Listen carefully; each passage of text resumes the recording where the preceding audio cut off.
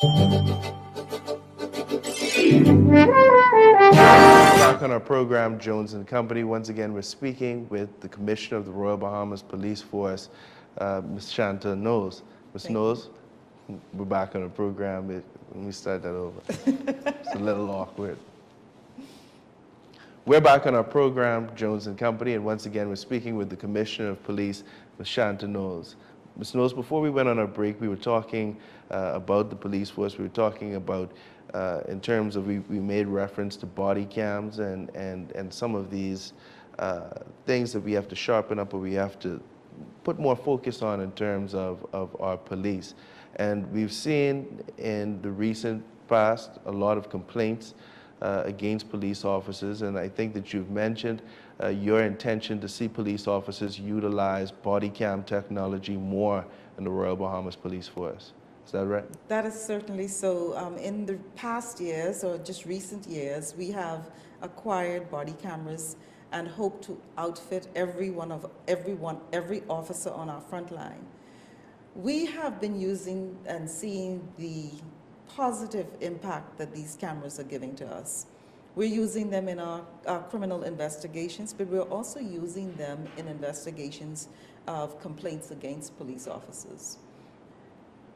They are required, when they report for duty, to adorn themselves with their camera, and every officer, or there are stations where officers are assigned a camera, so it's not a camera that he or she will share with another officer.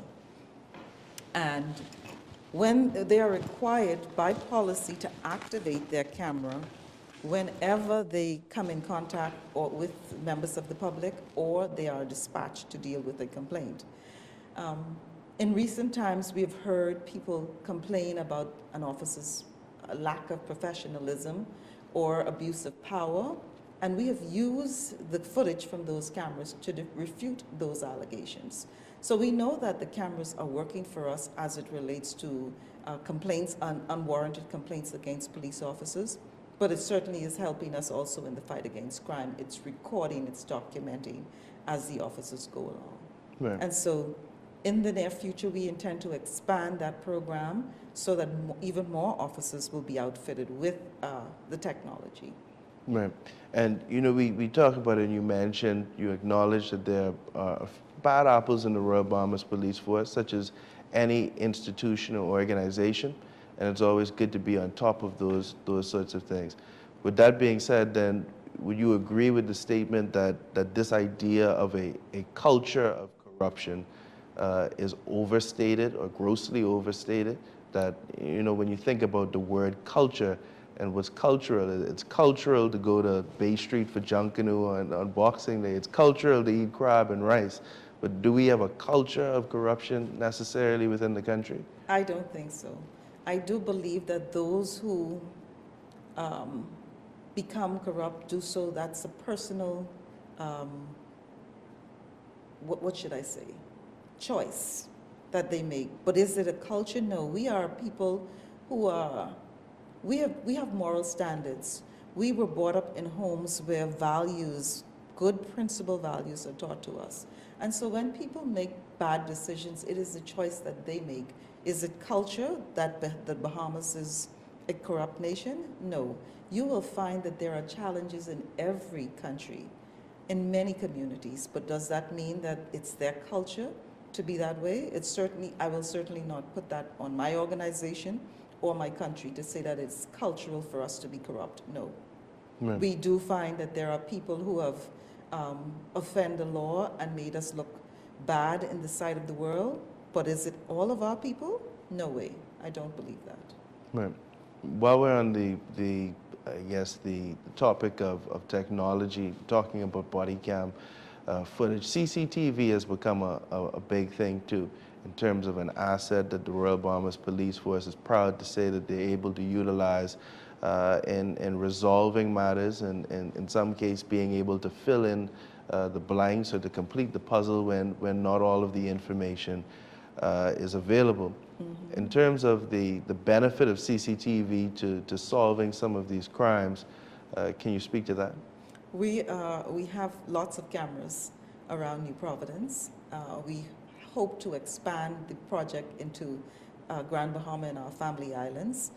This technology has certainly been helping us over the years. It's managed, the technology department is managed by Senior Assistant Commissioner Dames and his team. And we know that those cameras have been helping us. In fact, all the technology that we possess have been helping us. Now, what we've also been asking is members of the public, those people who have homeowners and business people who have surveillance cameras on their private premises, to let us partner with them. Right. We don't look at your cameras, we just know where your cameras are, and that's the FUSIS system that Mr. Dames has been talking to the public about. I think we have 149 cameras registered, and when I say cameras, I'm talking about locations. Right. Registered with the Royal Bahamas Police Force, so that complements the cameras that we have in strategic areas on New Providence. And again, those cameras have been working for us. We always want to expand and upgrade our technology, and we continue to do so. Right. And you know, there used to be a billboard I saw in our country some time ago on the side of the road, and I think it was a police-sponsored one that said, "Criminals can't hide if everybody is watching." And if there's this understanding that no matter, you know, where you go in our country, or as has been the theme with Clear, Hold, and Build, in terms of trying to change some of these environments or landscapes which are a bit dark or obscure, where it looks like crime could potentially happen. In eliminating those and focusing on surveillance, you know, we limit or we diminish the amount of opportunity that criminals... For criminals, that's correct. Right. We certainly do. And so that is why we encourage the use of surveillance cameras on your private properties. We say to residents to go and install them. And then we also ask you to partner with us. Not that we can view your cameras, but that we can know that you have cameras and be able to have you access them if there is a need for us to do so. And again, like you say, criminals can't hide if everyone is watching. And if you know something, then say something. If you see something, say something. And so in order for us to fight all the evil or the crime that is in our community, we need to do it as a people, one body, to fight those who commit crimes. I believe that if we put all our resources and the good people in our community in one pool, we will outnumber all of those people who believe that they're the bad boys and that they can continue to create fear in our communities. Right. We are a strong people, and I do believe that we will get a hold of what is happening in our communities. Right. And I'm sure you believe Commissioner Knowles in this example, and we talk about it all the time in leadership, leading by example. As we're talking about Police Month, and there are a lot of different events that I've seen in my interviews with police officers on different events that are being held. I'm sure to increase the level of unity, camaraderie amongst police officers, to let them know how much we do appreciate them during this time for, you know, all that they do, for the tremendous sacrifices that police officers make. And I want to know, you know, in terms of these events, I'm sure some of them you will be attending to show your support for your officers. How important is it as the leader of the Royal Bahamas Police Force to be visible to your officers throughout the ranks of the Royal Bahamas Police Force? Like you said, you have to lead by example, and so I'm certainly prepared to do just that. If it requires me to go on the road and execute warrants, then I will do so, even though my job is a managerial position. If it requires me to go in the community and walk and meet people, I will do just that. And in fact, that is exactly what is going to happen today. We will be in our communities all across the Commonwealth today, walking these communities, meeting with our people and listening to what their concerns are. We have begun our activities for Police Month. We started on Saturday with a mini beat retreat and concert on Bay Street, which was a beautiful event. Beautiful event. We had 2 Bahamian artists came out and performed for us. I enjoyed it. We have 4 tattoos in 4 communities here in New Providence. I will be at those tattoos. We have sporting events. One of the highlights of Police Month and our sporting event will be the basketball tournament. And can I say to the public that the top team, the executive leadership team of the Royal Bahamas Police Force, will be playing a match. 7-on-7, there are no rules. The first team to reach 10 points win. And I'm on the blue team. And so come out and see us, watch us, have a good time with ourselves, with our officers, and we invite the members of the public to come out and play with us. If the challenge came that we should play police against pastors, but I'm told that there are lots of young pastors, and so we've not accepted that challenge as yet, but I just want them to know that we are quite capable of beating the pastors on the basketball court. Being a girl from Eleuthero, softball is what I know. Right. And I'm hoping that I can join a team also to play softball, but we'll see how that goes. But this month, we have all those activities. This is nothing new to our organization, as you may know. Past commissioners have had or celebrated Police Month, and I thought it fitting that we, again, celebrate Police Month.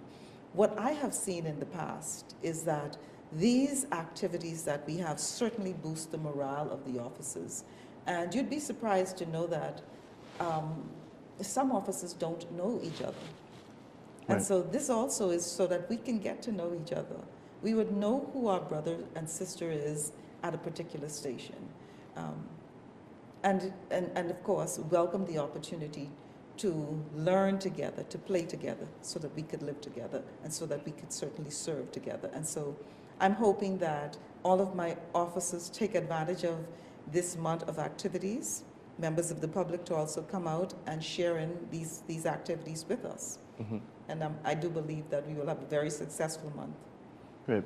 I don't know if it's just me, but in terms of, and it may be the increased visibility of the police force, and maybe the fact that this microscope has been, the police force has been under the microscope the past several months, but something in the appointment of new police officers at the top brass just makes the environment feel different for me. And you know, when I think about it, every second, every minute of your tenure as commissioner is a historic moment for our country.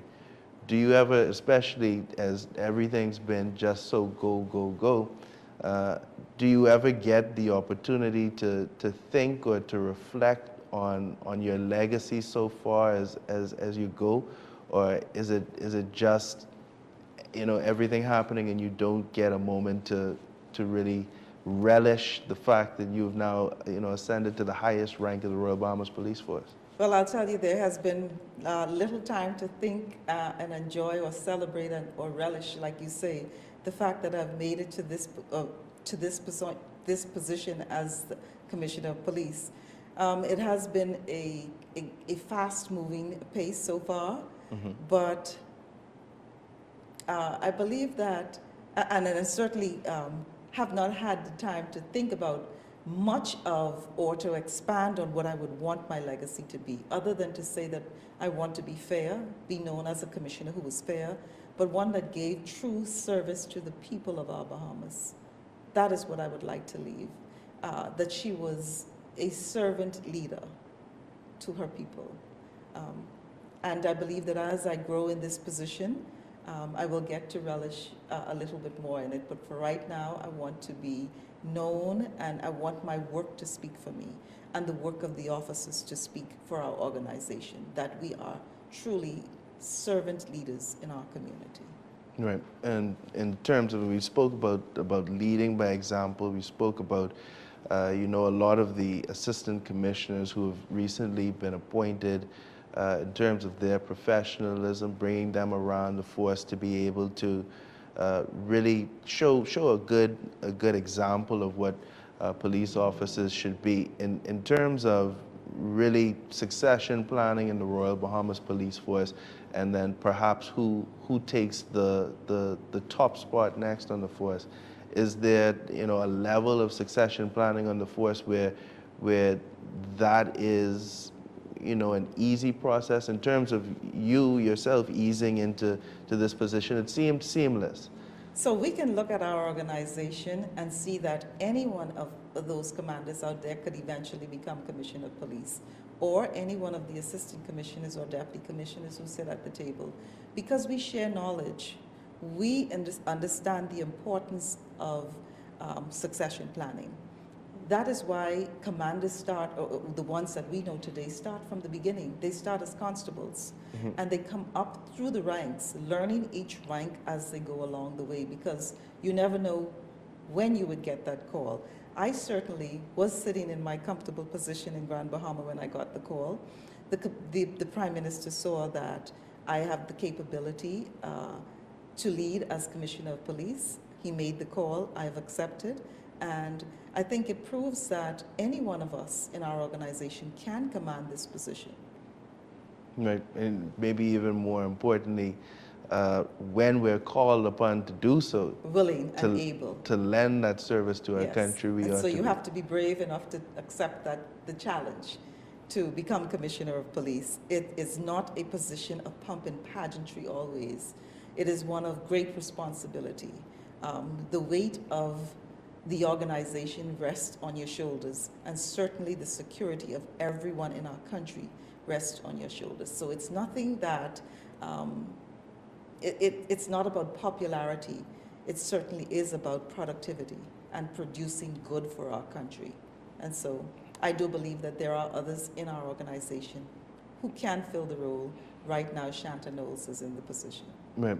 Last weekend, I interviewed a retired commissioner now for an unrelated, it was for a church event, and I'm sure he wouldn't be embarrassed in me saying, that I asked him sort of off camera, off microphone, his thoughts about the new commissioner, and he said, well, he wished the new commissioner very well, and that she seemed very apt for the job, and that it is, the hardest job, or one of the hardest jobs that there is to do. A job that he said at this time he surely wouldn't have wanted to take. And it was retired Commissioner Reginald Ferguson, who I had the opportunity to interview. And as you said earlier, when I asked you the question on whether or not this is the most challenging time on the Royal Bahamas Police Force, every era has its specific challenges. It certainly does. And I suppose if you could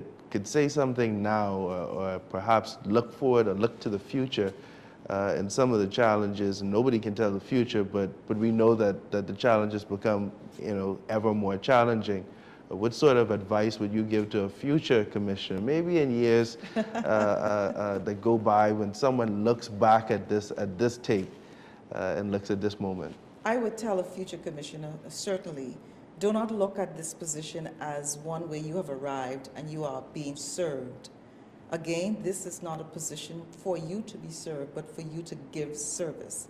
And in order for us to be successful, or for that future commissioner to be successful, he or she must be able to serve the people in his organization and the people in his or her country. Because you never know, another woman may be able to ascend to this position, and we welcome that.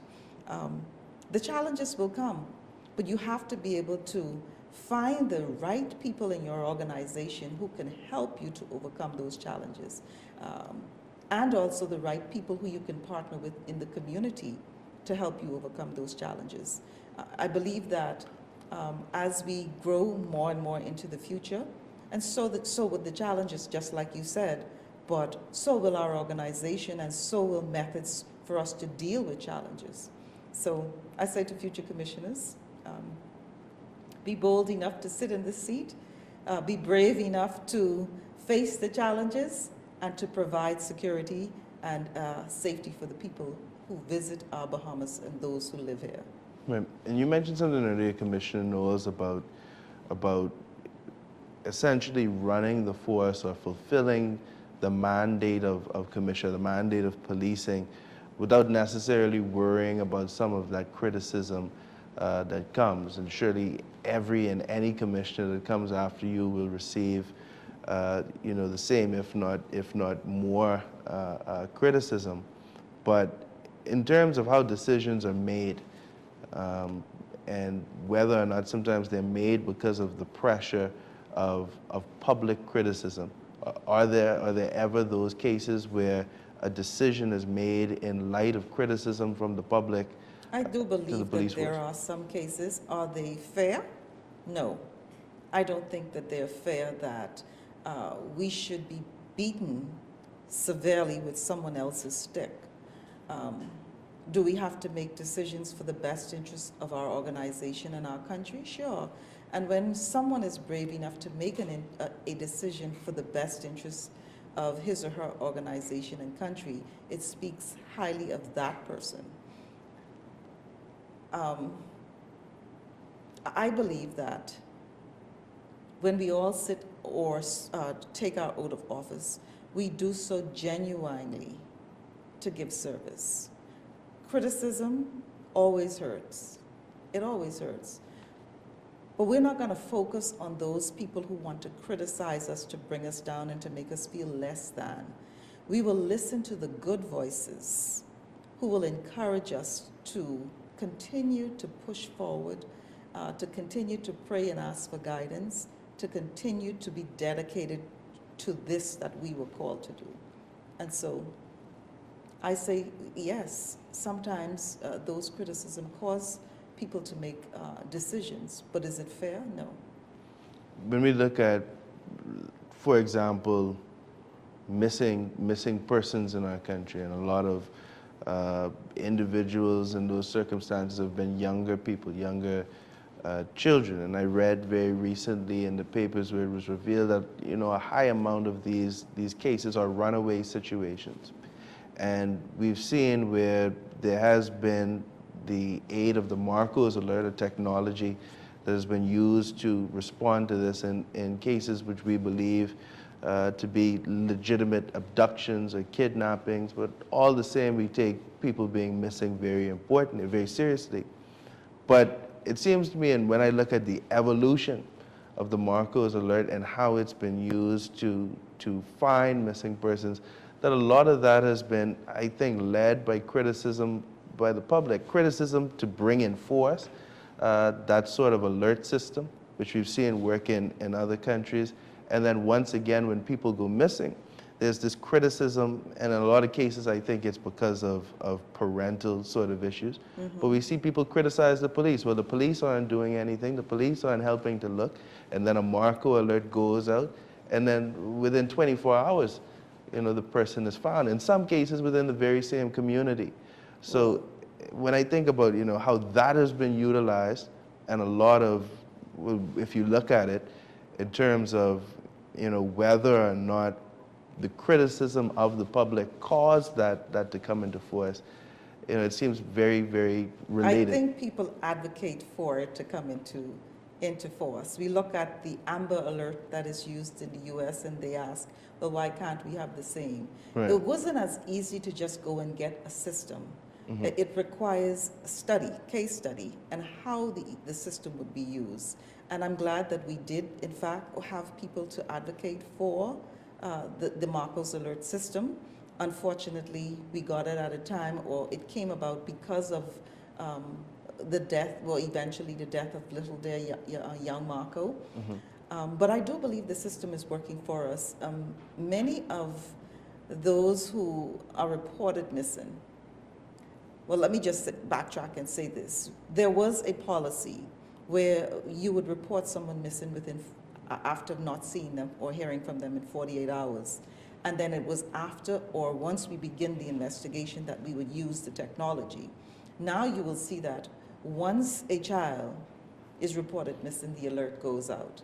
Mm-hmm. But we also hear people complain that we're sending out too many alerts.